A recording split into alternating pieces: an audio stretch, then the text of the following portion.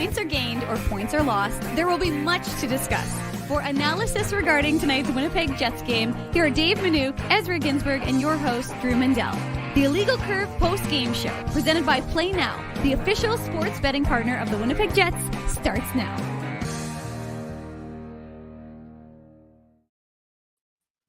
Good afternoon, Winnipeg, or late afternoon, Winnipeg. Good early evening, Manitoba. And for all those joining us live here on the Illegal Curve Postgame Show, we welcome you to another Jets victory, the 11th of 12 this season. This is becoming, I don't think Jets fans are going to get tired of this because the winning is different each and every game, Connor. So let's kick things off. I'm Dave Manouk. As you'll notice, Connor Hapjack joining us. He's, of course, writing for illegalcurve.com. You see him on WST. We brought him up through the ranks of the Moose, and now he's a full-time Jets correspondent. So, Connor, you picked a good game to join us, your first post game of this season. Of course, you joined us a bunch of times last season on the Illegal Curve post game show, but this couldn't have been a poorer start in terms of if you're a Jets fan, and phenomenal ending with the exception of the uncertainty with respect to Kyle Connor. Yeah, I mean, we were in the waiting room talking about this game before we hopped it. Like, this game had everything. This was an unbelievable game here inside Canada Life Center. Like, this crowd was into it, and how could they not be, right? And it just seems like the Jets, like, they just win. That's just what they do. Like, they're if they go down 2-0, if the officiating sucks, if there's a blatant goaltender interference call that we'll talk about that doesn't go their way, and they get scored on the power play, go down 2-0 really early, it doesn't matter. Like, they're just gonna win. That's just the truth with the Winnipeg Jets right now. They are just, there's no way that they're gonna lose. They're playing so consistently up and down the lineup. They had 7 different goal scorers tonight in the 7-4 win. And yeah, this was, for my money, the most entertaining game of the year. Had it all. The officiating was spotty. That always kind of adds some intrigue into the game. Obviously, the 11 goals. And yeah, the defense was optional. Calling penalties was optional or not, whichever way you want to look at it. And yeah, there's a lot to get to. I'm fired up to be here. Well, you know what? It really is. We don't look. Tampa is not a team that Jets fans see very often. I was joking prior to the game and before, of course, when the Jets were in the Southeast Division, when they first came over back to Winnipeg for the first couple of years, we used to call it the Southeast Division, of course, because a lot of the teams weren't particularly good in there. But, there was a little bit of hate back then. But, I always joke, I'm like, some Southeast hate will be back in the building. And yet it did seem like there was a little bit more. And, Tampa is coming off a loss to the Minnesota Wild on Friday night in St. Paul. So you knew that they were going to be looking to kind of rebound and bounce back. And for, our money, like you said, Connor, you were in the building, you had the benefit of being there and seeing that, afternoon games could be a little bit sleepy, a little bit, not the most exciting hockey games. I don't think anybody's going to be saying that after the 60 minutes they witnessed today. Yeah, that game truly had it all. And this crowd, I got to give it to them. Like, they were into it right from the start. I mean, they were all over the refs, of course, but with the swings of the game, you could feel the swings in the crowd. It was really, really awesome. So a great crowd here, like you said, these afternoon, especially the Sunday games. The matinees can get kind of sleepy, but this game was the complete opposite of that. And I've got a ton of notes here, so many different angles to attack this game from. And yeah, that's a great comment there. That's one of the predominant ones that I'm sure we'll get into. Well, let's maybe because we're going to hear from head coach Scott Arneal. We'll go into the Matt Frost Media Center. We'll hear from him before we kind of start to break it down goal by goal on the Play Now game recap. But just maybe what were your kind of thoughts coming into tonight's game, Connor? Because I know you guys, of course, did your WST show this morning at 9:00. Yes. But what were your kind of your thoughts on tonight's game, and then just kind of your takeaways, if you will, from the total effort today? Well, it's a playoff opponent, right? And that's what Jacob Stoller and I talked about this morning on WST Sunday Live. Thank you, C-Mac. Appreciate it. That the Jets, despite their great start and, make hay while the sun's still shining. I think that was, Niederreiter that said that. They'd only played two playoff opponents from last year going into this year. Tampa Bay, a playoff opponent. I know Braden Point goes out with an injury in the first period, so they're not at full strength from that point forward. But this was a test for the Jets. And coming off of that little 2-game road trip, coming home for a 4-game homestand, the strength of competition is really going to ramp up here, starting with today's game against Tampa. Utah, they've had some injuries, but they're pretty up and down. And then you get Colorado and Dallas, the class of the Central Division over the last couple of years, to end off this homestand. So that's the angle we attacked it from. They're playing a playoff opponent. How will the Jets kind of rise up to the challenge? And I gotta say, like, they had the pushback, they had the battle, they went down 2-0. There was a spotty goalie interference call, and they were able to fight through it all. And my main takeaway from this game is what I said right off the top. Like, the Jets, you go into every game right now thinking, yeah, they're just gonna win. Like, they're just gonna find a way, whether it's 2-1 in overtime, whether it's 7-4 against the Tampa Bay Lightning. Like, they're just gonna find a way. This team is playing so consistently up and down the lineup that they're really a joy to watch right now, because they're giving effort, and the fans in this building could see that right from the jump, and that carried through right to the end of the game. They never stopped battling, and they were rewarded for it with 7 goals. And we won't mention the fourth line too much, but I this comment I'm going to highlight, because I think it's one we've talked about, throughout the course of the last few games and whatnot, is that even though they're not getting rewarded with goals, although Alex Iafallo scored on the power play, not 5-on-5, but even though they're not getting rewarded, they're still doing so many positive things. And that's what we talked about on our show yesterday on the Illegal Curve Hockey Show on Saturday morning, Connor, because, and I know you watched it, so I'm just going to refresh it in your memory. But one of the things that we talked about was just this idea that, because Drew had asked me, is it possible to remove anybody from that, just to get David Gustafsson into the lineup or something like that? And I said, well, how can you? They're playing so well. They're controlling their minutes. Their analytics are fantastic. So what are you going to do? You're going to remove a guy just for the sake of removing a guy? Doesn't make a lot of sense. And then you see what these guys did today. And again, it's just another example of them all, the confidence they're building. And you see why Scott Arniel, even though Rasmus Kupari only has the 1 goal, you can see why he had that faith in him in training camp, because based on last year, everybody's like, well, what's the real, value there? But they really seem to like what they've got, and him having sort of that rope, that leash, and again, that's the benefit of winning 11 of your 12 games, is that you get a little bit more. But it just seems that, that line, even though they're not, like I said, they're not scoring a ton, they really are doing all the things. So I thought that the fourth line deserves a little bit of accolades simply because of what they've been able to do. Yeah, and on your point of, like, they're winning, so they're kind of buying themselves time to give these players a leash, give the fourth line a leash, Rasmus Kupari. How about that for Logan Stanley? This morning on WST Sunday Live, Jacob and I talked about how we'd like to see Hayden Fleury get back in the lineup soon, because Stanley, we thought, was struggling a little bit. I mean, Stanley had a fantastic game today. I got to say it. Like, he scores the goal. He has the massive hit at center ice.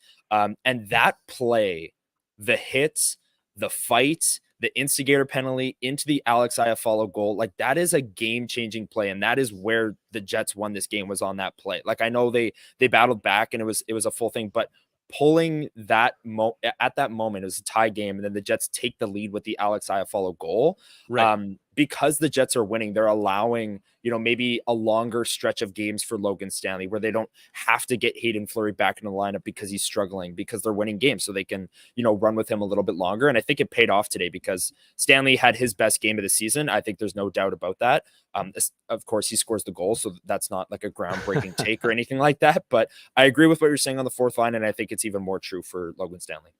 Well, and that's the benefit. This team, and look, we'll have to get an update. Hopefully Scott Arniel will have something on Kyle Connor. My inclination is to believe that he was pulled because of the way his head snapped back on the broadcast, that you thought to yourself, well, maybe there's a concussion spotter. They want to just make sure he's okay.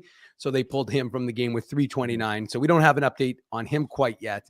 And like you had mentioned earlier, Braden Point left after they were saying that he was maybe had a groin issue. He of course scored a goal. We'll talk about him doing the breakdown, but he left and he was not there for periods 2 and 3. Well, the media is slowly rolling into the Matt Frost Media Center. We'll bring you coaches' comments live here on the Illegal Curve Postgame Show, the only show that brings you coaches' comments live. So make sure you are subscribed to this channel. Make sure you're smashing that like button. Make sure you're leaving comments. We love those comments and everything else. So we'll hear from Scott Arniel. I'm sure there's going to be a lot of, to quote former Jets coach Claude Noel, a lot of joy in Joyland, because Connor, I think the theme that I'm just, picking up from this Jets club is they find a different way to win almost every single game. It's not like you can say, well, sure, this, like, even for the most part of this game, I think when it was like 5-4, I don't think anybody else had more than 1 point. I think every single guy, I think there were like 12 or 13 guys had a point, but there were no duplicates. And then I think eventually, like maybe on the 6th goal,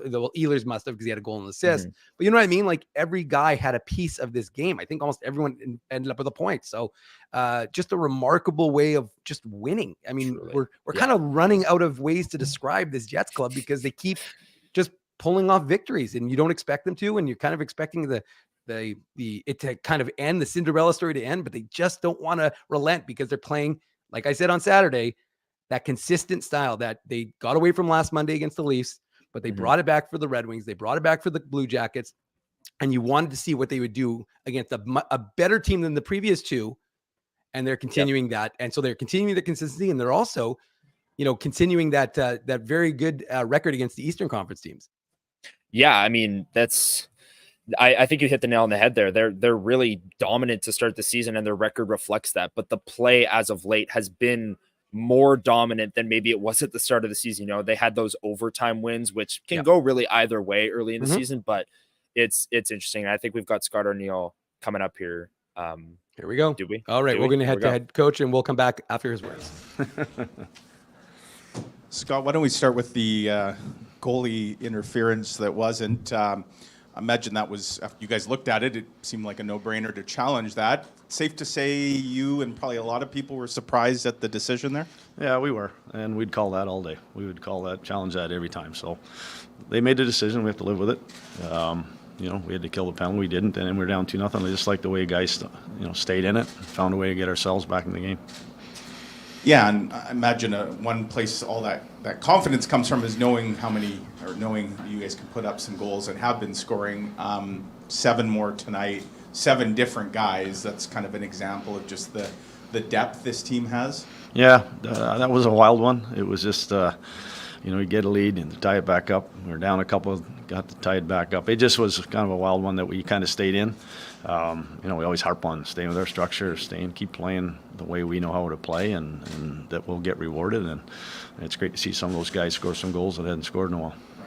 Logan Stanley being one of them, he gets the goal earlier, but then the big hit and the fight, and that earns a power play. When something like that happens, I imagine there's a collective almost lift that the team feels, and that was a big moment and led to another big moment. It really did. It really sparked the crowd. They got into it, obviously our bench as well, and Stan's a big man, and when he does that stuff, he's going to create more space for himself, and it was a big moment, and then we go out and do what we have to do after that.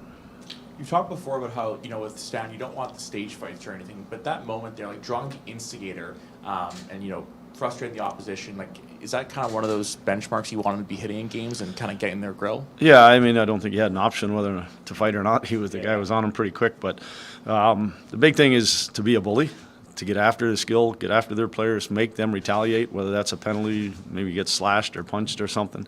That case there, he draws 17 minutes. So he just has to play that game where he intimidates the opposition, and people don't want to go near his side of the ice, hopefully, and they want to, maybe go somewhere else, and that's kind of how you build that reputation and that sort of identity. Dylan Sandberg scores another goal tonight. He's been shooting the puck a lot more at 5-on-5. His offensive game is obviously something that you guys want to see take a big step. What's it been like for that, to see the early rewards with that game? Yeah, we're in November, and he's already got a career high. So the big thing about it, I think I've mentioned a few times, that he's playing with our top 6 a lot more than maybe he was prior to, because he's had to go head-to-head with more of the bottom 6. He knows that, he has a good shot, and he knows that he has to, find a way to get it to the net front. And a great screen on that one. I think it was Scheif in front. But, we talk to RD all the time about, create that. If we were winning races, winning battles to get the net front, we got to make sure that we send that puck there, and that was a great opportunity for him to do that. I don't believe Kyle Connor took another shift after the hit from Kucherov. Was he pulled from the game, or? That was the spotters. Spotters. Yeah, he's fine. He was high-fiving everybody there at the end. So. Did you get a thorough explanation maybe for that goaltender interference non-call? I can't really comment that. I mean, I think we all saw what we saw. Just felt that Helly never had a chance to make the next save. Understand the first part, but the next part was he didn't have a chance to make the next save, and that was the beef for us. Yeah, I'm not sure what the comfort in discussing officiating hot off a win would be, but it seems throughout the game too, like there may be some non-calls, and at the end there's a non-call, and that Kucherov hit on Kyle Connor there.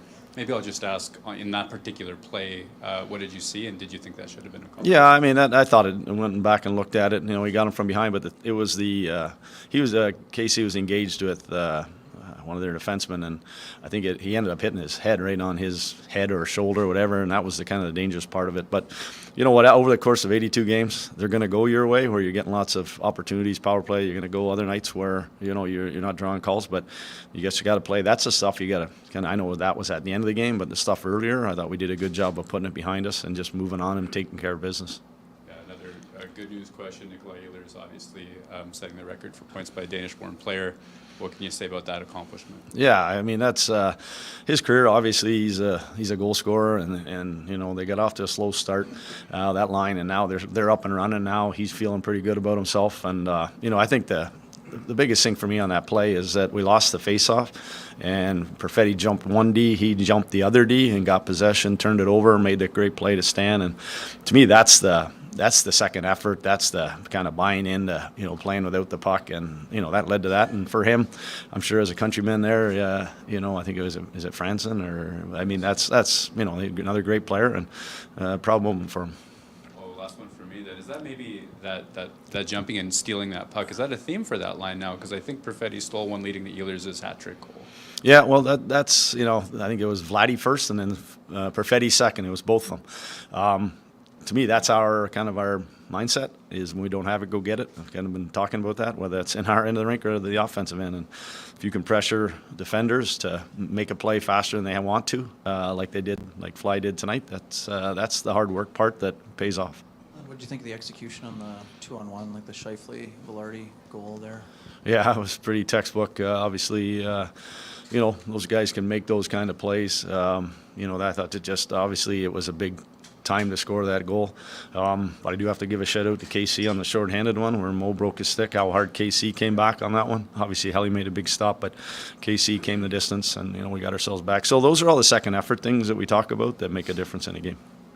Just one more for me. I'm curious, the missed call or the challenge that went the other way, down 2-0. It almost seemed to wake the bench up in a way, and momentum shifted there. As a coach, seeing that the tempo was increased, the shot volume and all that. What was that for you to see their response immediately from that point? Yeah, we really hadn't got into the game yet. I think that sometimes when you come home, we talked about the Toronto game. We never got into that first period. I just thought it's kind of the circumstances got forced us into that game, being down 2-0 fairly quickly. And I just went back and got to work. I think we spent 4, maybe 5 continuous shifts in their end of the rink before we scored, and that's kind of the mentality. You can't worry about kind of what's in behind you. You got to move forward, and I like the fact that we put that 2-0 behind us and got after them. Thanks. Thank you. There he goes, head coach Scott Arniel from the Matt Frost Media Center, brought to you, of course, here on the Illegal Curve post-game show. Connor, I mean, first of all, good news. We confirms that Kyle Connor is okay, that he was pulled from the game as we suspected, based on the concussion spotters wanted to take a look at him, make sure he was okay. But he was high-fiving his teammates, and with good reason. He continues his remarkable point streak. It's now at 12 games. I suspect he's not super concerned about that, but ultimately that's something we get to talk about, especially me who gets to enjoy dropping these little potpourri. But ultimately, what were your takeaways, I guess, from what Scott Arniel had to say today to the media? I mean, yeah, the number one thing was Kyle Connor's health. I think, he's had such a strong start to the season, and I think that's putting it lightly, saying he's had a strong start. He's been truly unbelievable, and Scott Arniel saying that he's okay, that's a really good sign. And the quote on Nikolai Ehlers becoming the highest scoring Danish-born player of all time, that was a really cool moment as well that I'm sure we'll dive more into. Dylan Sandberg, him shooting the puck more, playing more with the top six, I thought was a really good quote as well. A lot of interesting tidbits and a lot of interesting angles from this game. And I like Jacob's question about how, Stanley, it's not necessarily staged fights. He's playing with an edge and he hits a guy and then he has to fight. And Scott Arniel even says, I don't think he really had an option there. He had to fight. So I like that aspect of it. Stanley's not going out there looking for a fight. But he had to, and it swung the momentum in this game like Jacob and Scott Arniel and a few of the media members with the questions they're alluded to. So really interesting presser. Kyle Connor, okay, good to go. Deep breath. 12 or 11-1. Oh, almost said 12-1. Maybe we'll wait for Tuesday. But, foreshadowing. Yes, 11-1. And a lot of good sound bites from Scott Arniel. Yeah, no, that's definitely, like I said, the breathing factor is, I mean, of course, you're going to want to make sure he's okay tomorrow, and we don't know the Jets' schedule quite yet. So we'll see soon enough what it's going to look like and how they're going to go in terms of, I don't know if they're practicing tomorrow. I don't think it's been put out there yet. So I'm going to wait for that. But usually they release the media schedule Sunday night. So we should find out tonight. I was going to say, speaking of foreshadowing, we're probably getting some insight into who are going to be your hardest working Jets because tomorrow, maybe give folks a little preview of what you're going to be doing tomorrow. Yeah, every single Monday on the Winnipeg Sports Talk YouTube channel, I do Winnipeg Jets Weekly.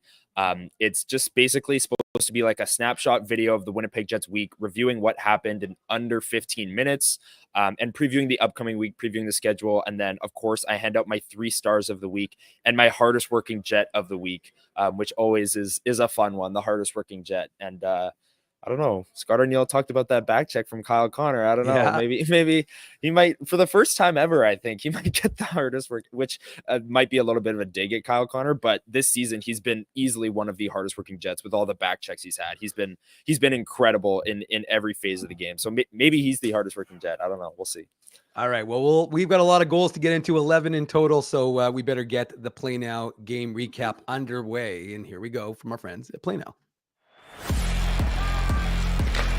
The Play Now game recap. Learn to play with Play Now, the official betting partner of the Winnipeg Jets. Sign up and get $250 in bonus bets. Conditions apply. 18 plus. Please enjoy responsibly.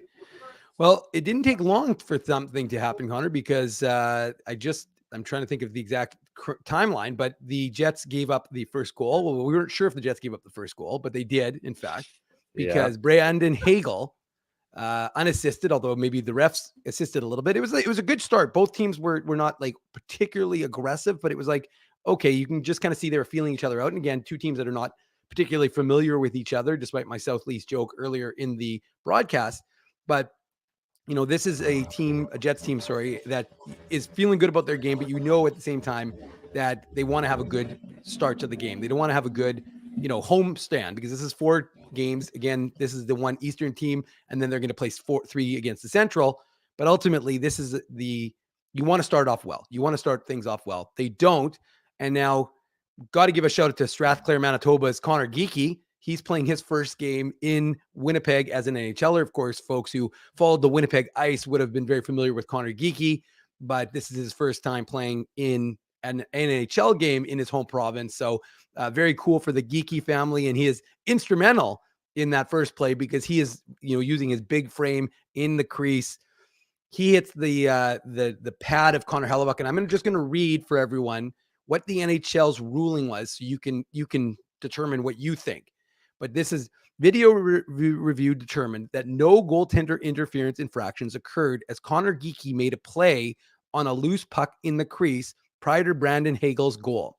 The decision was made in accordance with Rule 69.7, which states in part that, quote, in a rebound situation or where a goalkeeper and attacking player or players are simultaneously attempting to play a loose puck, whether inside or outside the crease, incidental contact will be permitted, and any goal that is scored as a result thereof will be allowed. So that is the explanation from the NHL, which, if you ask me, doesn't necessarily pass the smell test, because I'm not suggesting that you can't go for a loose puck, but it was clear Geekie is digging his stick into Hellebuck's pad, forces Hellebuck into the back of the net, and then Hagel puts the loose puck through. So to me, probably should have just been blown dead at that point. I think that's what Kevin Sawyer was saying on the broadcast. What is your interpretation, and what do you think about what the NHL is putting out there?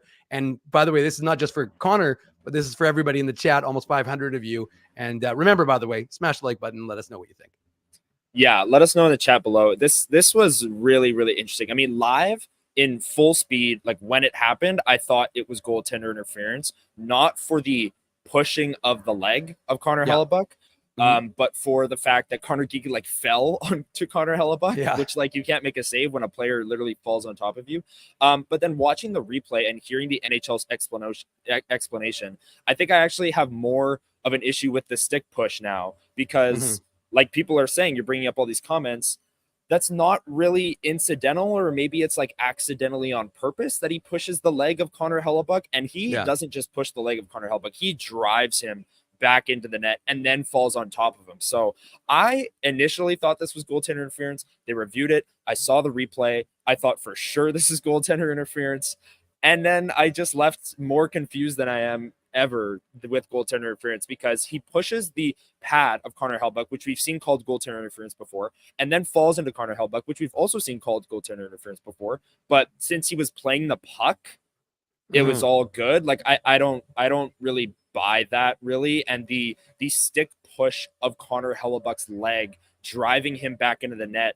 Sure, maybe he's trying to make a play on the puck, but that's not what happens. He pushes Connor Hellebuck into the net. It's like, oh, I tried to hit the guy in the chest, but I ended up hitting him in the head. Are you going to give him a penalty for hitting him in the head? No, or yes, because you hit the guy in the head. Like it's what you're trying to do versus what actually happens. You can try and make a play on the puck, but if you miss and you drive the goalie into the net with your stick, that's goaltender interference, in my opinion.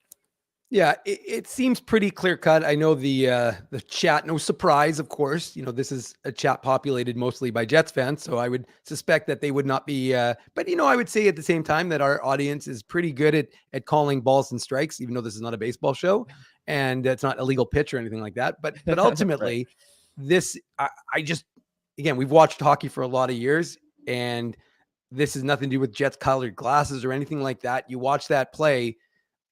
It's hard. Look, even Chuck Hellebuck came off the bench and was a little dad angry on Twitter about the play itself. Now, is there anything else that you kind of saw when the goal transpired, or is this just one of those, you know, that everybody thinks that are naturally expecting the whistle to go? Nobody knows where the puck is, with the exception of Hagel, and he's left alone to put that into the empty net. Yeah, I think it's just a chaotic net front scramble. And I want to bring up this comment from Patrick here, who says calls have been reversed for far less interference than the first goal tonight. And that's I think a good point here, is like that was a chaotic net front scramble. Yes, this comment right there, where Connor Hellebuck gets his leg driven back into the net and gets fallen on top of, and it's not goaltender interference. But then you'll turn on a game tonight, watching on the couch, you'll turn on a game and some guy will like graze the goalie as he passes through the crease, and that'll be goaltender. Like it's just so inconsistent. It's unbelievable. And really the goal itself, I think it's just, you know, like you said, the Jets, and I think even some Tampa Bay players, after they crashed the crease, just kind of quit on the play. No one knew where the puck was. There was no whistle. It was just kind of like, what's going on here? Brandon Hagel gets the puck, fires it home. And then it all turned to the review, and like Connor Hellebuck's sitting there with Connor Geeky on top of him with his hands up. Like, what am I supposed to do here? And yeah, Chuck Hellebuck, that was funny. Hopped on Twitter and said, there's no way, after seeing this review, there's no way. Come on. That's a terrible call. But I have to agree with him. Well, the call does not get reversed, which means the Jets find themselves down 1-0. And like I said, that was 7 minutes into the game, 8 minutes into the game. Sorry, no, that was actually 6:49 into the game. And then what happens, because they get the failed challenge, is that now they have to send a man to the box and they have to kill a penalty for losing the coach's challenge. So they lose the coach's challenge, and the PK is been, you know, like I said, it started off, okay. Then it got real hot, up to 4th in the NHL. Now it's kind of slipped down to about 15th, I believe, somewhere in the midpoint. Of course, not red hot like the power play, but you know, this is a very good Tampa team. You know, like this is regardless if there's no Steven Stamkos, they've still got a very good team. They go to the power play, and suddenly Braden Point. You know, it's funny because we had the coach John Goins on our show a couple weeks ago, and then I know you wrote about the Jets power play, but one of the people that is always referenced by everyone is Braden Point, and how good he is in the bumper position or pop or whatever you want to call it. Yeah, I was gonna say the Jets call it the pop, but the point is that he's just so good there. And you know, him and Kucherov have played together for so many years. They have that connectivity, and you know, Kucherov puts it right to Point, and Point doesn't even take a second to release it and fire past Connor Hellebuck. So what did you see on the goal that made it 2-0 for the Lightning? I saw Nikita Kucherov being a really special player. I mean, like that the patience that he has from that spot on the wall, he's one of the best power play threats in the league, no doubt. His ability to kind of outweight, I'm not sure if it was Logan Stanley or Dylan Sandberg who was right in front of him that he kind of slid the puck through, but his ability to like kind of draw that defender out and then just like slither the puck through to Braden Point, who, like you said, is probably the best player. Him, Sam Reinhart, some of these guys, Patrice Bergeron before he retired, like some of the best players we've ever seen in that pop bumper position. And Kucherov's ability to make those passes, Braden Point's ability to play that position, like this is why Tampa Bay has a top 5 power play year in and year out, and we saw it on that goal. And Nikita Kucherov, very, very fun player to watch because he's just so cerebral, makes these ridiculous passes, and then when he's on the power play working that half wall, he just makes passes that you don't even think are there, and it's something to behold. And that was one of those passes where I didn't think Braden Point was open. He kind of has his back turned to Nikita Kucherov, like he's not even in a really good spot. But he's able to fire that one home, and Jets are quickly down 2-0 after the review that we talked about, and then the power play goal.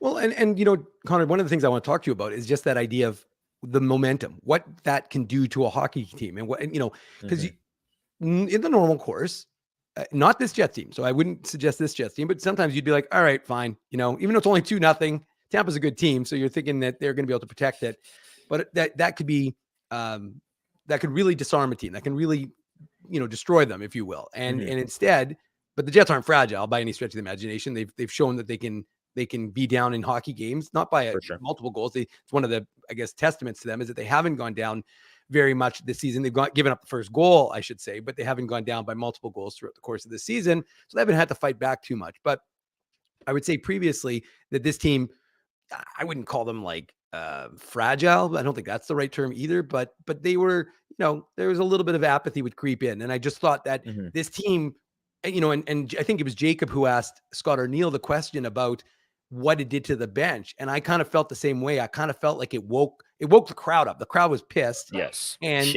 and you were there, so you can kind of fill us in on what it was like inside the building, or you're still there. So technically but I would imagine the crowd is fans, not though. No fans. Yeah. But from your perspective, what was it like? What did you see? What did you feel watching the bench and reaction to being down 2-0? Oh, the bench was livid. The Jets bench was like incensed at the call. Like that was unbelievable. And then the review, and it was a quick review. Like, I don't know, that review was pretty quick for how like controversial of a play I think it was. And then the goal, and the crowd is just booing all through the power play, all through both goals, the goal announcements, like they are fired up, super pissed. And then the bench as well, super pissed about the goal. So it was a really, really, you know, wake up moment in this game. Cause like you said, the first couple minutes, both teams had some chances. It was whatever. But then that happened and kind of all hell broke loose because the Jets were to kind of get that momentum from the crowd and really push things in that first period. Yeah, and so the Jets are down 2-0, and you're thinking, okay, well here, you know, what are they going to do? What's going to be the reaction? Like you said, can they take that energy that they're going to get from their crowd and build on it? And I thought they had a really good couple of shifts. There were a couple of good momentum twists that they kind of forced the play back into the Lightning zone. And again, don't get me wrong, they weren't being dominated by Tampa Bay, but I just thought that they gained momentum in an unexpected manner, because it's very easy for Tampa to be like, hey, great, we're up 2-0, not expected to be, but sure, let's do it. And instead it's the Jets who are pushing, and, you know, they get back into it. And who else? No surprise, the man who's got 12 assists in 12 games for the Winnipeg Jets, Josh Morrissey. But I really like the work of the Nemesnikov, Perfetti, and Ehlers line before this goal. That I just thought they did a really good job in the Tampa zone, cycling after the puck, retrieving pucks. And then sure enough, you know, Josh Morrissey is the beneficiary of a bad play by Tampa. And you can say, well, a lot of things about Josh Morrissey, but his vision is world class. And I don't know if it's 2010 or 2020 or whatever the standard is, the gold standard is for vision, Connor. But maybe I won't ask you with your glasses on, but the point is, Josh Morrissey has no problems. He made a beautiful pass to Vlad Nemestikov, who gets his third goal of the season to cut the lead in half for the Jets. Yeah, and Josh Morrissey kind of one touches that pass to him. And when you see him winding up and going to make this pass, Vladislav Nemestikov is not open. and he's not ready for the pass. Like he's kind of drifting into an area that might be open. Yeah. And like Josh Morrissey like passes that puck anticipating that Nemeskov's going to be there, and he is. And it's just such a ridiculous pass. And from this angle in the press box, we're kind of looking right at that angle, that railroad pass that he makes. And Nemeskov, like one-timer redirection. I don't really know what that would be classified more as, but that goal is all Josh Morrissey, because that's a ridiculous pass. Like Nemeskov's not open when Morrissey goes to make that pass.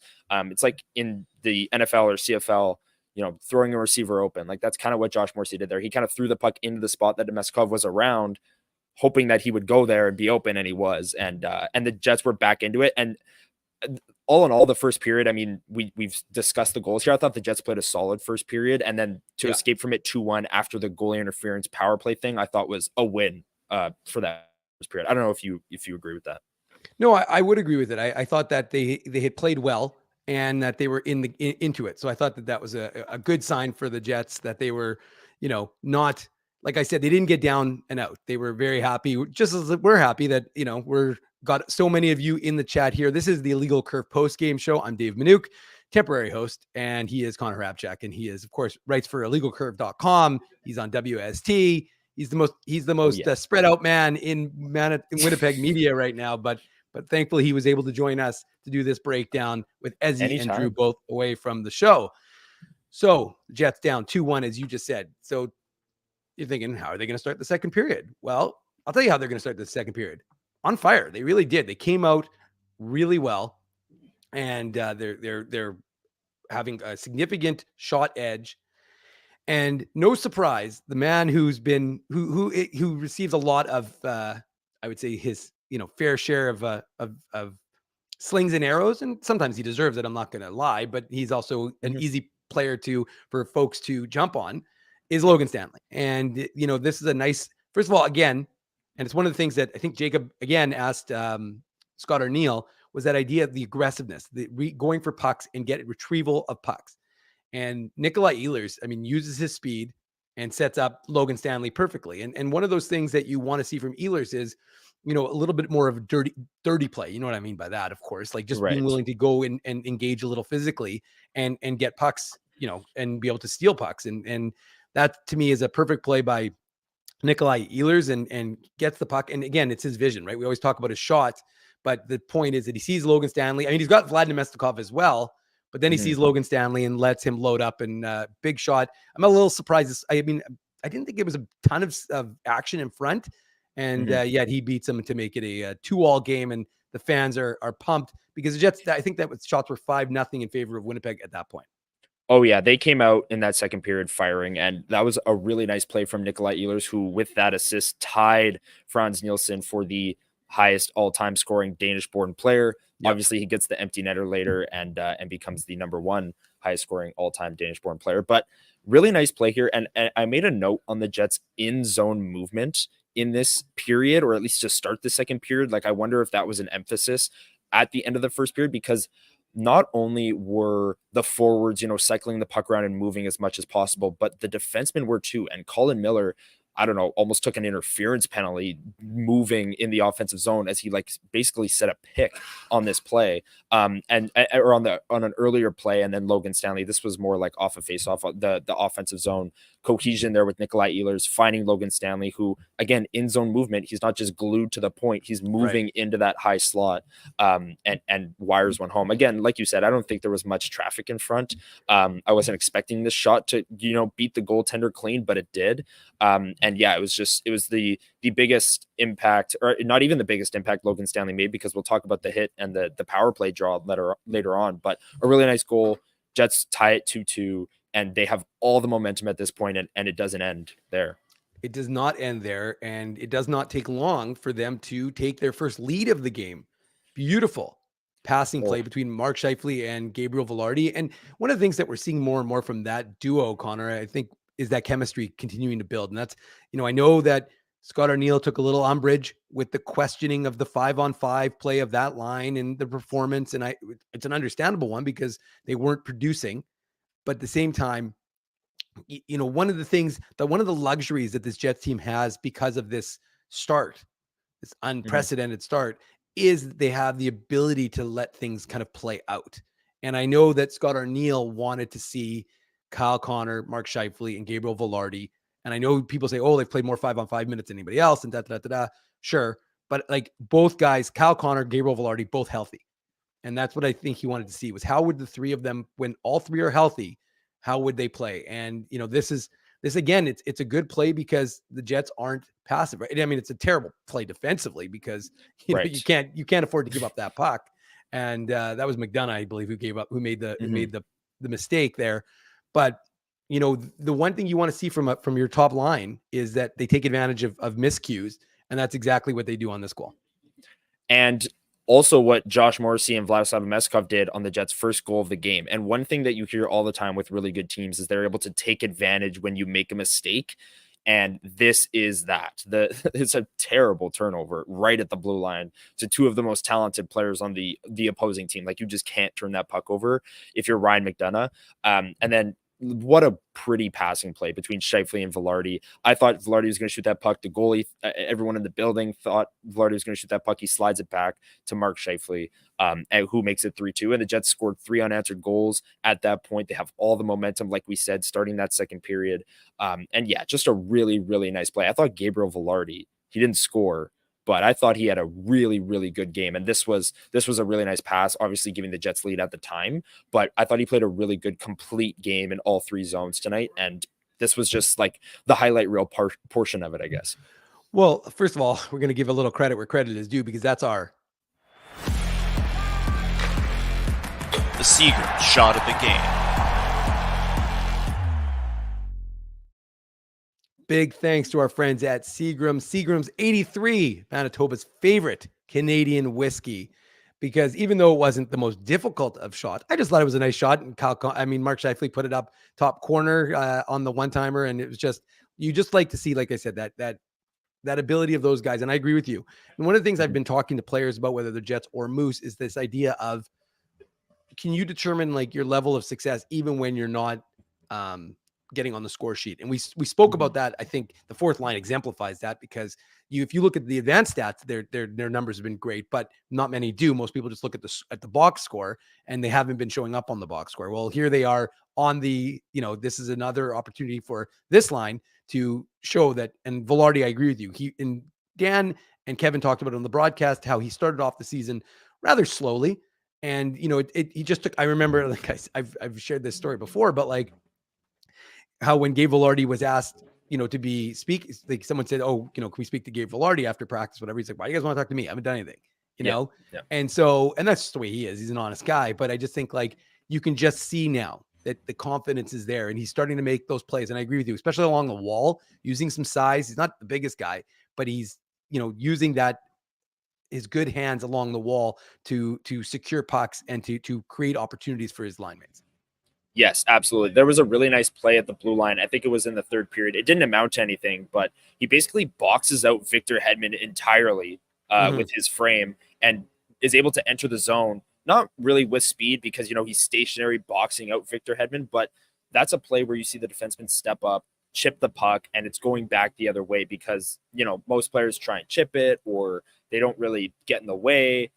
Or they just try and whack it into the zone. But Gabriel Velarde completely boxes out one of the biggest defensemen in the NHL, Victor Hedman, and uses that. I think he's 6'3", 220 pounds, roughly, Gabe Velarde. Don't quote me on that, but he uses that. We're quoting. Okay, if you're wrong. Okay, we're quoting. Okay, I didn't know. But he uses that frame to box out Victor Hedman, and that's a really nice play. But the hands along the wall, I think, is the biggest thing for Gabe Velarde, and the hands in tight and just his hands in general. And you saw the passing ability kind of shine through on that Mark Scheifele goal, kind of faking a shot and being able to slide it back, putting it on a tee for the Seagram's shot of the game. Yeah. And, things look downtown. And again, maybe Connor, you can speak to what it was like in the building, but it just seemed like the roof was ready to blow off that place because fans were jazzed, right? I mean, you've got a game where it's 2-0 and that folks are down and out, and all of a sudden, unexpectedly, the Jets have themselves a 3-2 lead. So like I said, it felt like the crowd, I'm not going to say it was a playoff game because we know how loud that building is during the playoffs, but it felt like there was a little more intensity to a game that really shouldn't have a tremendous amount this early in the season between two teams that are not significant opponents. Yes, absolutely. This was maybe the loudest. I mean, the Leafs game, because there's so many Leafs fans, that was a good atmosphere as well. But this was, I think, the loudest game inside this building because you could feel the momentum. You started off with that spotty goaltender interference call and the fans getting into it and really getting behind the players at that moment. And then the 3 unanswered goals. And then these 2 goals coming very close together with the Stanley goal and then the Scheifele goal, putting the Jets in front. So really, really nice crowd today. I know the number might not flatter people for attendance, but they made themselves heard. And it was a great Sunday game inside Canada Life Center.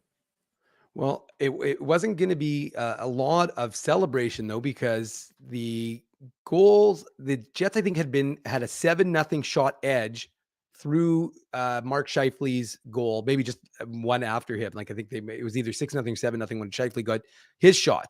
And then, less than 2 minutes later, it was like 1 minute and 3 seconds later, I should say, Michael Chafee, I'm probably mispronouncing that, but sorry to Mitchell. I don't know why I said Michael, but Mitchell Chafee evens the game with what I thought was a nice shot. I thought probably the weakest goal that Connor Hellebuyck gave up. I thought of the 4 goals against this game. I thought this one was one that he probably should have had. Yeah, I agree. I mean, we've become so used to Connor Hellebuyck making just routine saves all throughout his career, and especially this season. He's had such an incredible start with his numbers and the Jets not allowing many goals in all these games. So when you see him let in a goal like this, it does, give you second thoughts, because it's just like you don't see that from Connor Hellebuyck very often. But I agree with you. I think this was the weakest goal he gave up, and at the time as well, like the Jets had all the momentum. They scored 3 unanswered. The building was buzzing, and then this one kind of goes in. And again, it's a shot. It beats him, but it's one that I think he could have had. But the Jets outscored their goaltending tonight. That's for sure. Yeah, it's a bit of and it's not just on Connor Hellebuyck, because Cole Perfetti, and I don't know how much time had elapsed. Like I don't know how long that line had been out there for that shift, but it's an unfortunate one, because there's not a ton of. Like they could have had that puck. They could have kept it deep. And then, Cole Perfetti goes for one. And, to the credit of, what's his name? Paul, he blows right past Cole Perfetti and gets right in front of Connor Hellebuyck. So Connor Hellebuyck has to be aware of the pass across. And I'm wondering if he was thinking about that when Chavi made the shot, because of course, like I said, it's just not one we're expected. We're usually used to seeing beat Connor Hellebuyck. And it was the first shot of the period as well, right? 7-1 had been the shots when it was 7-0, and then he takes that shot. So 7-1 through that point of the second period. And somehow it's a 3-all game. So what are your post 40-minute takeaways? Anything not necessarily goal related, but anything from that point that you're wanting to focus on? Yeah, I thought the Jets were the better team through the first 40 minutes. Like we talked about the first period, I thought they still were the better team, even though they came out on the wrong side of the score sheet with the goal interference goal and then the penalty and the power play. And then the second period with the 2 goals kind of back to back, going bang, bang, to quote Dennis back there. Really, really strong opening to that second period. And like you said, the shots were 7-1, and that first shot was Tampa's goal in that second period. So I really do think that the Jets were the better team through 40 minutes. And I think Braden Point being out in the second period, like you could tell that Tampa is a different team without their top line center. Obviously, every team is. But he has such a big impact in all situations for Tampa Bay that his absence in the second period was really noticeable. So maybe that's why the Jets were able to, carry that first period through into that second period. But I thought they were the better team through 40 minutes. And then the third period, which we'll talk about in a second here, that carried through entirely. Well, the Jets are going to get a power play. Now, how do they get that power play? Well, I mean, it is the play of the game. If we have a shot. Technically, I probably could have given this the shot of the game. We tend to think of it as a shot on net, but Logan Stanley is 6'7". That's always the joke. I always say he missed an opportunity to pick. He should have picked 67 as his number, not 64. But the fact is, one of the things that's lacking from him, and I even thought it actually in the first period where he got hit by, I can't remember who it was in the first period. Someone hit him right near where we sit in the press box, and he went down. And I thought, you're bigger than that. You need to play bigger than that. Mm-hmm. You can't let someone knock you down that easily. And that's one of the big things with him is that the Jets, I mean, it's one of the things that Elliot Friedman talked about in his 32 Thoughts column 2 days ago about how maybe if the Jets are winning, they're going to add, and would they consider adding size? Well, Logan Stanley's size on the blue line, he doesn't play particularly aggressive, but maybe that's changing because this play is a beautiful hit, and it was on Glendening, right? I think. And the truth is, and it's something I lament all the time. Like, I understand guys want to defend their teammates and come to their but it's an open ice hit. That's a perfectly legal hit. The truth is, if you want to be mad at anyone, be mad at your defenseman for setting your guy up for that to get smoked. But like, it's just unfortunate that anytime there's a good hit in hockey anymore, you have to answer the bell for it. And good on Logan Stanley. I like how Scott Arniel basically said, well, he didn't really have a choice. He kind of had to answer the bell there because, he's Gergensen's right in his face right away. But it's just an unfortunate reality of hockey now that, you can't have a good hit that doesn't have to be answered, because that's just a good, clean, open ice hit. Nothing shoulder to shoulder, nothing dirty about it. And he just, look, he's 6'7", 230 pounds. He walloped the guy. Yes, that was a massive hit, and it was a game-changing play, right? And I agree with everything you're saying on the fighting after a clean hit. I think it's ridiculous. Yeah. And I love the fact that they called the instigator. Like, this is something that I have been like you don't see it. It's so inconsistent, right? Like, you'll see a clean hit, you'll see a guy fight, and then there's just no penalties. The fight is it. That's it. But they actually called the instigator, and because of that, it was a game-changing play. Logan Stanley lays the clean hit. The crowd super into it. The fight gets the crowd going as well, and then they get the power play off of it, which Alex Iafallo scores on. So this was a true game-changing play from Logan Stanley. He had the goal, which obviously changes any game when you score a goal. That's not groundbreaking at all. But this hit, the fight, getting the crowd into it. The crowd was already into it, but even more so after this play, because he absolutely crushed Glendening. Like, that was one of the biggest hits I've seen live. And then, they called the instigator. I was sitting up at the press box like, thank you. Like, this is what the instigator penalty was meant for, is when there's a clean hit, the guy stands up for him for no reason. And you're fighting for no reason. Like you said, he should be more mad at the defenseman who threw him a suicide pass right up the middle of the ice and got him crushed. But he fights Logan Stanley. Yeah, your team should be down 2 minutes for that. And say what you want about the officials tonight, they weren't great. I think everyone can agree on that. I love the fact I love when officials call the instigator penalties for these useless fights. It's useless, absolutely useless. No, I would absolutely agree with you. It's like, it just doesn't make any sense. Look, again, like I said, I understand you want to come to a guy's defense, but defend him, but like, maybe don't give him a suicide pass in the first place, and you don't have to worry about him getting smoked. Well, anyway, so it is a 3-3 game, and the Jets head to I think that was their second power play of the game. And Alex Iafallo, I don't know what Tampa's doing, and I know that Tampa's PK is not particularly good. If I recall correctly, in the pregame report I wrote about it, I want to say it's like 25th, I think, in the NHL. Well, good memory by me. 25th in the NHL is the Tampa PK, and you can kind of understand it because it's really not very good. Like, Nikolai Ehlers comes in, sets up, and I like, again, it's another thing we've seen with this team, Connor, is that everybody's getting a touch on the puck. And, when Alex Iafallo is left that wide open, I mean, you got to feel good for him because he gets rewarded, because we've talked about how good the fourth line is played, even though it's not a 5-on-5 goal and it's not on his line, he gets rewarded with a goal. And now he feels like he's got something into this team because, like I said, even though we can laud them for their good play, the guys ultimately want to score, contribute in some fashion. Yeah, and with this goal now, Morgan Barron is the only forward who played tonight who still has yet to score a goal this season. I guess now he's the only player, because Logan Stanley scored in this game as well. So the only player that dressed tonight that yet to score a goal this year is Morgan Barron. And you could tell he was trying on that empty netter that Cole Perfetti ended up.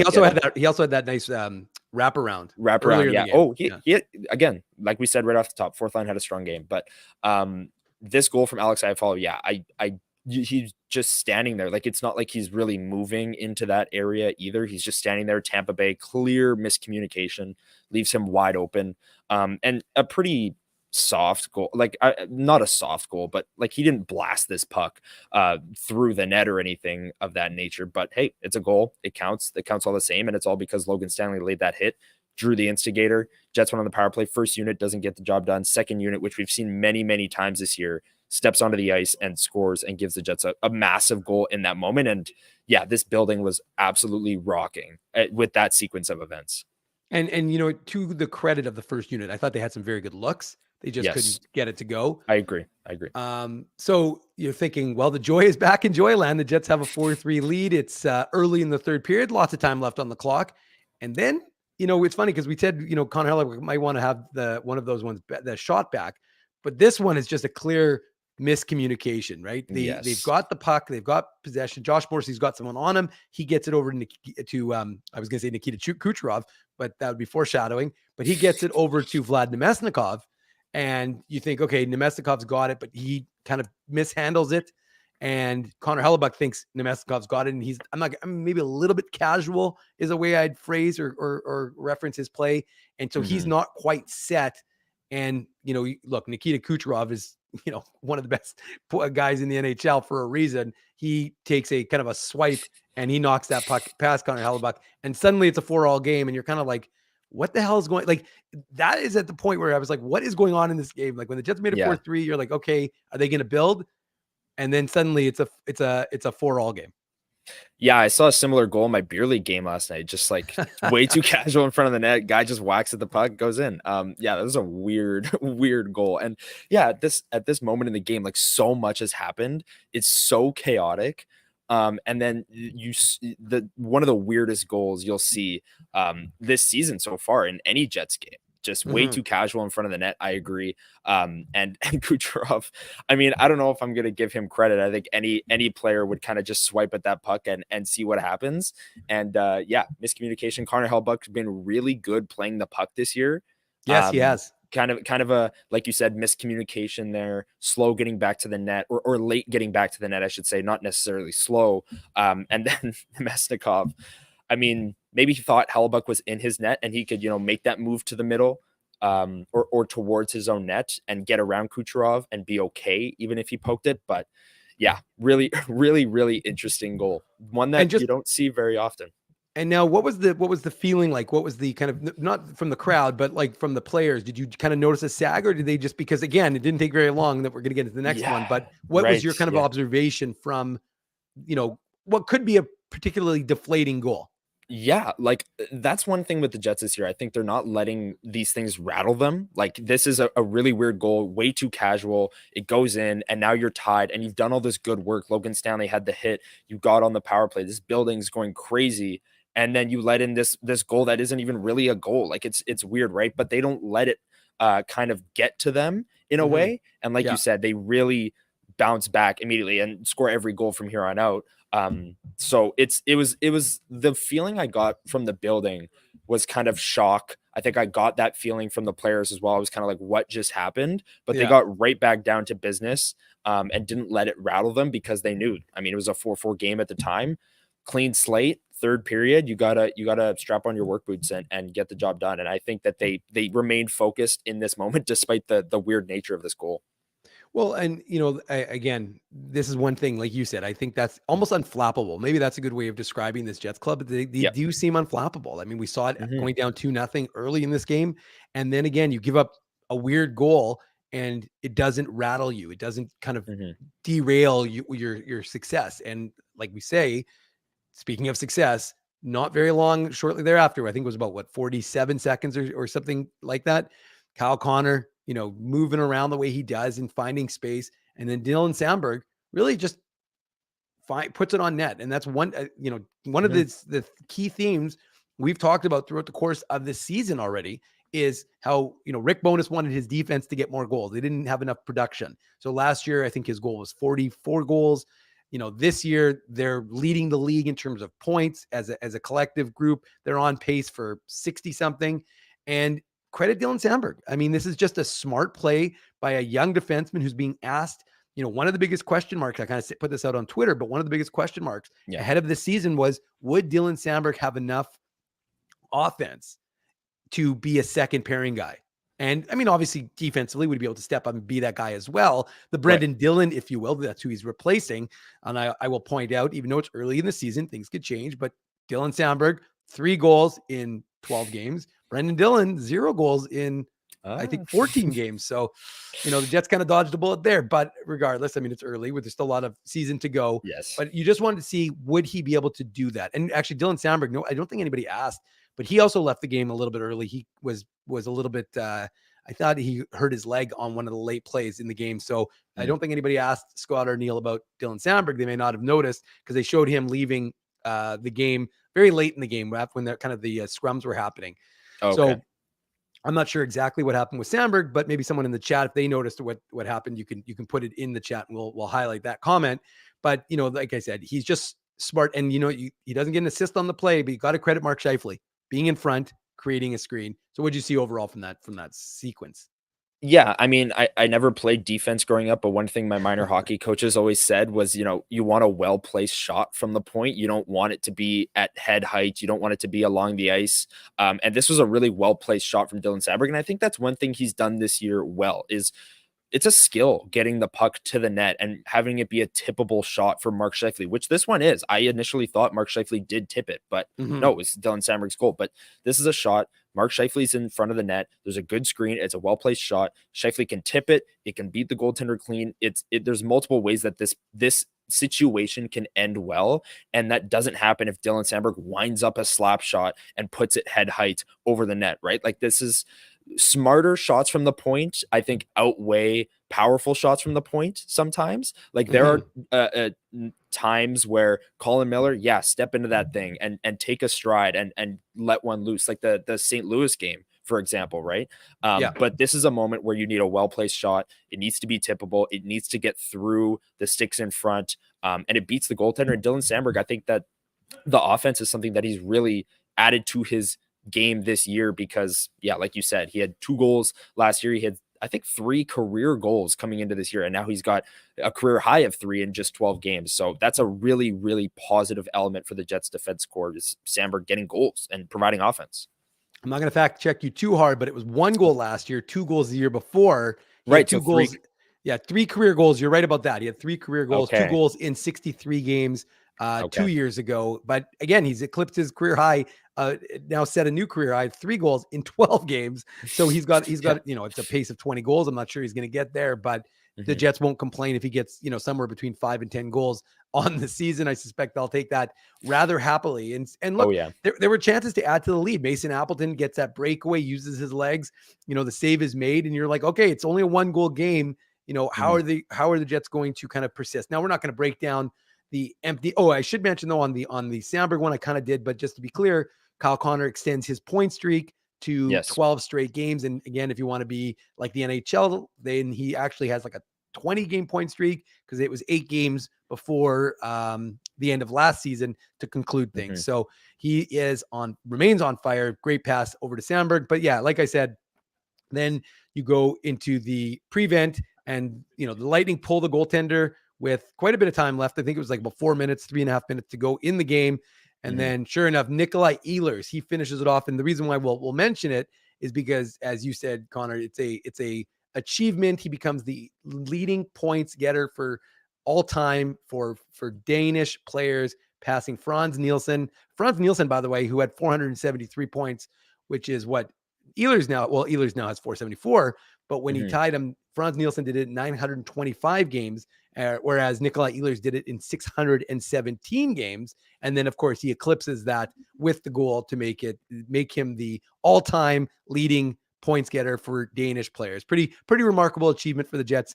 2014, was he the 14th overall pick? No, higher. Was he ninth? Ninth. Yeah, ninth. Okay, 9th overall pick. Yeah, I was like 14. Whoa, I was there. I was in Philadelphia. I remember talking to him, but I don't remember. You didn't go that low. Come on. No, it was the ninth. He was the ninth. Yeah, there you go. No, but we get so caught up in the day to day with this team as well. Like, oh, thank you, Jack Tunes. Appreciate that. We get so caught up in the day-to-day with this team. Nikolai Ehlers' contract year. Will he get traded? Will he stay? Will the Jets extend him? Yada, yada. But truth is, he's put up a really solid career with the Winnipeg Jets up to this point. Like you said, 9th overall pick way back when. And yes, he's been, passed over. I guess is a good way to put it in terms of power play time and maybe even strength minutes over the years. But this year, he has absolutely taken the opportunity on that top line power play and after the first 3 games, a little bit more ice time at even strength as well. Like we had that whole debate, who's the second line? Well, since the first 4 games of the season, the Ehlers line has been the second line. It was just kind of that opening season shock that the Lowry line was playing more than them.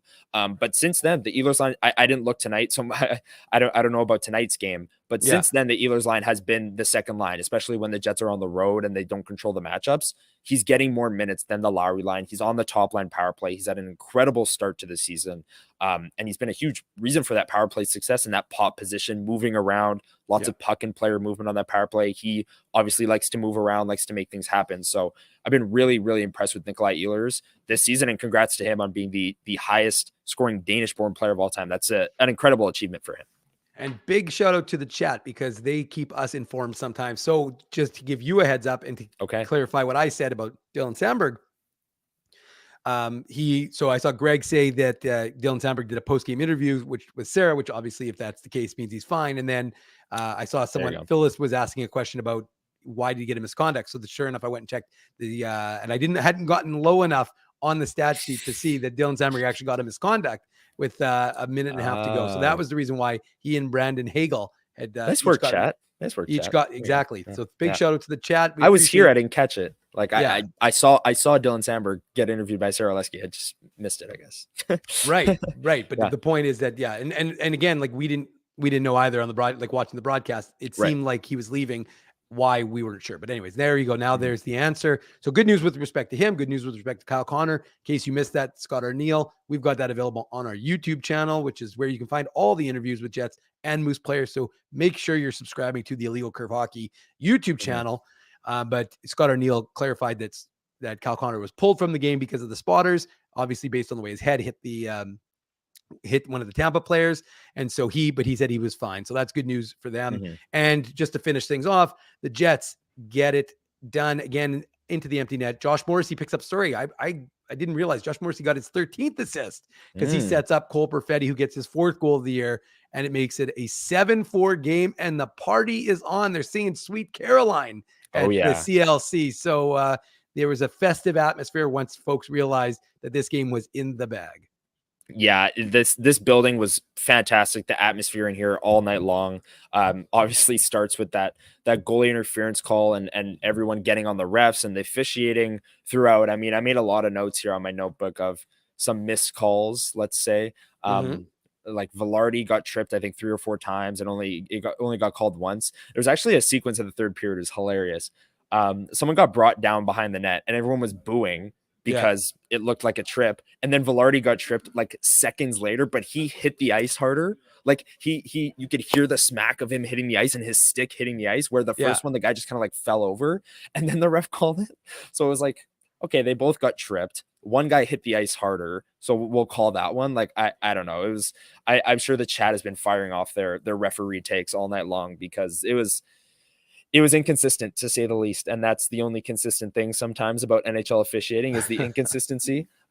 So this was a really, really fun game. I think my favorite game of the year so far from an entertainment perspective. Jets 7-4 wins, 7 different goal scorers, Ehlers making history, some really gorgeous goals in this game as well, especially the Seagram shot of the game, the Scheifele one from Velarde. Just a really great game all around with tons of storylines, and glad to hear, of course, that Kyle Connor's okay. Yeah, in analytics, we trust. Just so Connor just gave you the heads up that Scott Arneal confirmed that Kyle Connor was fine. So Kyle Connor's fine. Dylan Sandberg got a misconduct. That's the reason why he left early. And it seems like the Jets came through. And it's funny because there was a play where Vlad Domestikov's stick was held and there was no call. So yeah, you're right, Connor. There was a lot left to be desired. Okay, so though that one, so funny because everyone's mad about the missed call, which is like blatant, like the puck's sitting there and Domestikov's dragging this stick trying to get away, but it's being held. And then the puck goes up the wall, defenseman throws a suicide pass, and Logan Stanley absolutely crushes. Like that was the sequence of events. So the crowd was super mad about the missed call. And then it went from like super mad to like, oh my goodness, what is happening? Because Logan Stanley nails the guy. There's a fight, then a power play, then a goal. Like I even forgot about that Nemesnikov play because of what happened right after. And the crowd went from angry to very happy in a matter of seconds with that hit. So the swings in this game, like emotionally from the crowd, from the players, it had it all, and it was incredible. It was a great game. It had it all, and we've had it all. That's the breakdown of this hockey game. The Jets win 7-4. This is, of course, brought to you by our friends at Play Now. But what a remarkable hockey game. 11 goals we had to get through. We still got some more show to come. We're still going to show up on the other end of the break. Connor, share some final thoughts and maybe talk about the NHL, AHL, whatever. We'll talk about the week that's coming up. We'll talk about what you've got coming up for the website and, of course, for WST. So let's hear from our commercial sponsors. This is the Illegal Curve postgame show. I'm Dave Minuk. He's Connor Harapchak. And make sure you smash that like button. Make sure you're subscribing. We like comments as well. We like the comments in the chat, but we also like comments on the videos. So if you can, throw a comment on the video. Let us know what you like, what you dislike. Generally speaking, I hope it's what you dislike is Drew and Ezzy and not from me. But regardless of that, we appreciate any sort of feedback that we get from everyone. Anyways, these are words from our sponsors, and we'll be right back after those. We want to thank you for not betting with Play Now and choosing our illegal gambling site instead. Because we couldn't afford things like this without your money. So much of your money. Now you might have questions like, Do our profits benefit your community? No. Or bet with Play Now, Manitoba's local legal and secure gambling site. Dining, entertainment, parking, and convenience, all in one spot. City Place is located in the heart of downtown Winnipeg, attached to the Canada Life Centre. Whether you're working, living, or out for a night in the downtown, make City Place your go-to destination before or after the fun finds you. Lunchtime, game time, anytime, visit City Place at 333 St. Mary Avenue, next to Canada Life Centre. Holt Dental, the new official dentist of Illegal Curve, has a philosophy rooted in two unyielding principles: genuinely caring about patients and providing outstanding service. Being a patient of Holt Dental means more than just checkups and treatments. It's taking the time to listen and talk to each patient so they can achieve the best long-term health, functionality, and aesthetics for their teeth, mouth, and gums. Conveniently located at Grant Park Festival on Taylor Avenue, Holt Dental is dentistry of the highest quality in a comfortable and relaxed environment. For more information, visit holtdental.ca. Oh, and there's plenty of free parking at the front door too. Celebrating its 40th year as Winnipeg's home for stand-up comedy, Rumors Restaurant and Comedy Club has recently been named Canada's top comedy club and a top 5 comedy club in North America. From birthday parties to date nights to fundraisers and everything in between, Rumors is your destination for the best and most affordable live entertainment Winnipeg has to offer. For more information on upcoming shows, Rumors' incredible promotions, and to purchase tickets, visit rumorscomedyclub.com. So you're a pizza person, you married a wing person, but somehow your kids are salad people. You can't pick your fam, but you can pick your BP meal deal, starting from $18.99 for takeout or delivery at bostonpizza.com.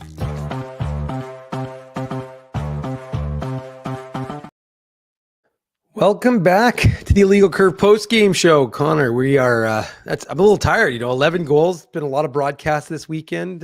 Friday night show, Illegal Curve post-game show. Saturday morning, Illegal Curve hockey show. You had a show this morning on Sunday for WST. And now, of course, another Illegal Curve post-game show. Maybe just finish off with some final thoughts on the Jets, an 11-win team out of 12 games. Just a remarkable performance.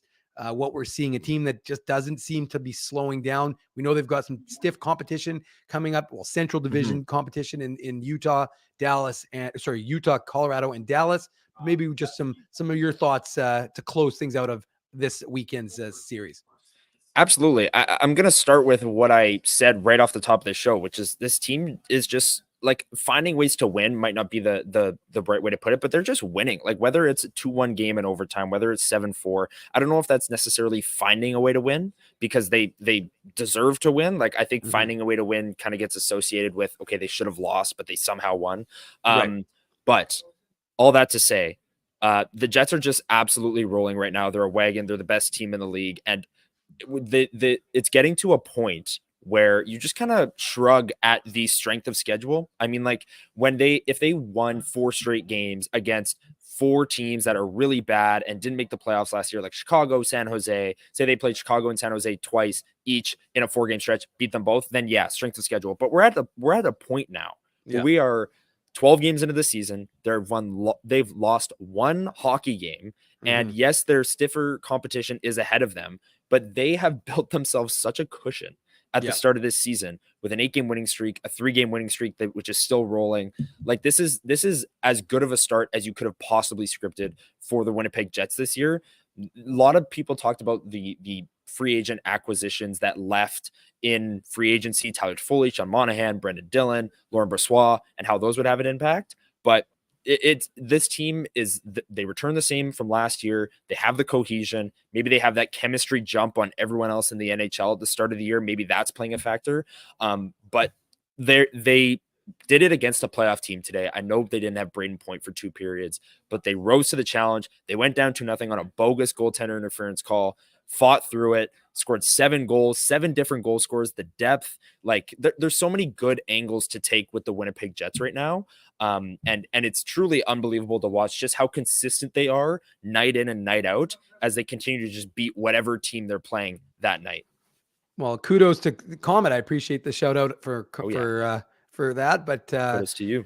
Yeah, well, you know what? Like I said, I had nothing else to do. I was on the IR, of course, with the little thing of COVID. I was trying not to share it with anybody else, so I stayed away from the game today. I didn't want to give anybody didn't want to share. I was not a share. We appreciate that. We appreciate that. Yeah, I should be good for Tuesday night when they take on the Utah Hockey Club. That, of course, is when our next Illegal Curve broadcast will be coming your way. How do you find out about these things? Well, you make sure you're subscribed. You make sure you're following. You make sure you're dropping likes, leaving comments. We know Phyllis does. Phyllis always forces people to like us, and she also forces people to leave comments. She leaves comments. Yeah. We'd like you to also leave comments. Let us know what you like.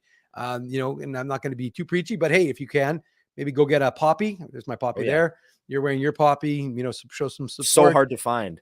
Yeah, well, that's good. Maybe I guess. Yeah. But I went to 2 different grocery stores and a Tim's, and I thought all of those places would have had it. But then the 3rd grocery store I went to had it. So I was like, okay, there we go. Well, make sure you got your poppy on. Remembrance Day is coming up. And so we want to, honor those who have sacrificed for us and allowed us to live in the greatest country in the world. So show your, I'm not going to tell you what to do. I would just recommend, if you want to wear a poppy. That would be nice. That's all I'm going to say.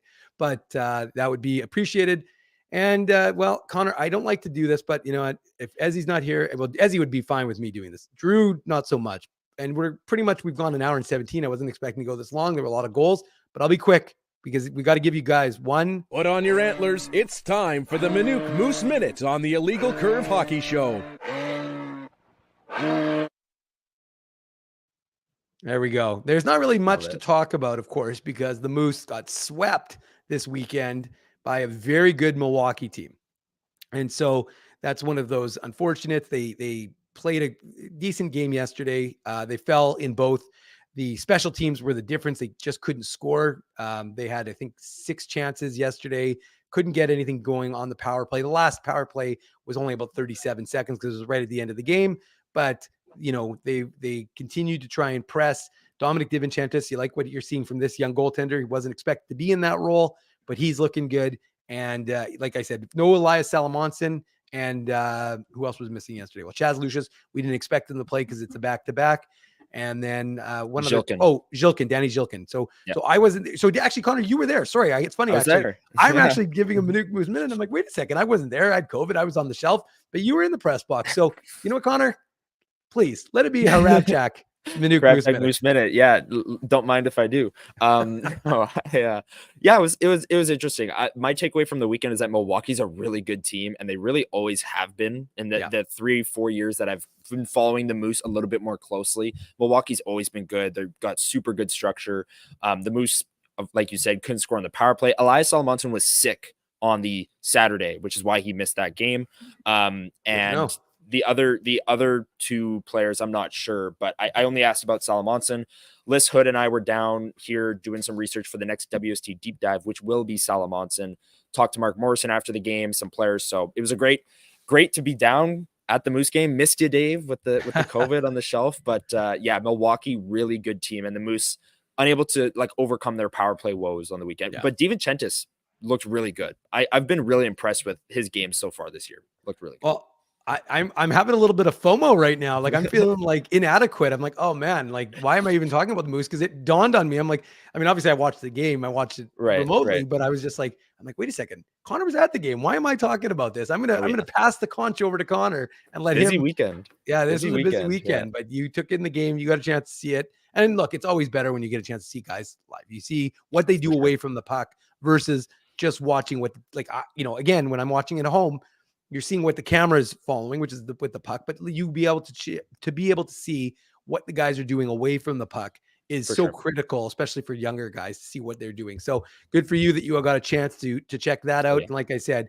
there's going to be a lot of WST content for you coming up starting tomorrow. I'm sure you're, keeping you a little bit longer is killing you because you got to do recaps. You got to do this. You got to do 3 next day takeaways, hopefully. And you got WST. Yeah. So we'll see if you have room for everything. Hopefully you do. Oh yeah. It's been a lot of fun. So any final thoughts, Connor, before we say goodbye to everybody in the chat? Yeah. Thanks for having me. I hope people check out the article that I'll drop tomorrow after every single game, except for 2 this year, I think so far, but the next day takeaways, always a blast writing those. And like, I don't know, I'm going to have like 13 thoughts from this game. Like there's just too many. But that's going to come out tomorrow morning. We don't put a limit on it. If you want to do more than 3, you can do. We call it next day takeaways 3 thoughts, but we could do next day takeaways 10 thoughts, 20, whatever you want 20, it to be. 30, 40. No, I'm kidding. But also tomorrow morning, Winnipeg Jets Weekly. Check it out on the Winnipeg Sports Talk YouTube channel. Every single Monday. Love putting that together every week. It's a fun little recap of the week that was, previewing the upcoming week. So it's fun. And thanks for having me on. Really appreciate it. This was a blast. Well, we always enjoy having you on, whether it's the Saturday show or the Legal Curve post-game show, but that is going to be the end of that. Big thank you, first of all, to every one of you who have joined us for 3 broadcasts this weekend on the Illegal Curve channel. And a big thank you to all of our sponsors of Illegal Curve who make the post-game show, who make the Saturday show, and the website illegalcurve.com. A possibility. They are in no particular order.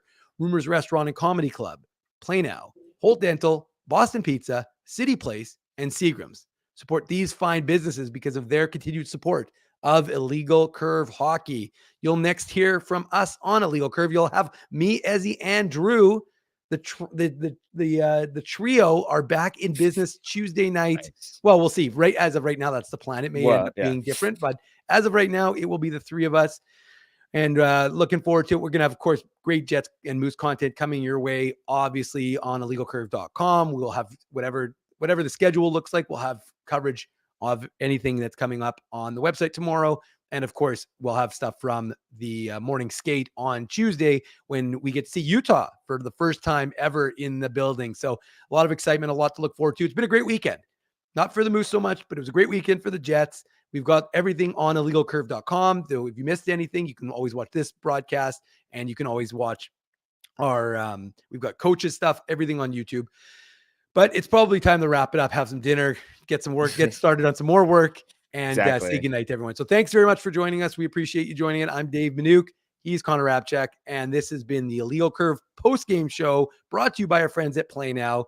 Jets win 7-4 to improve to 11-1-0 on the season, the class of the NHL. We'll see what happens on Tuesday night. Stay tuned. Enjoy the rest of your weekend. We'll talk to you later.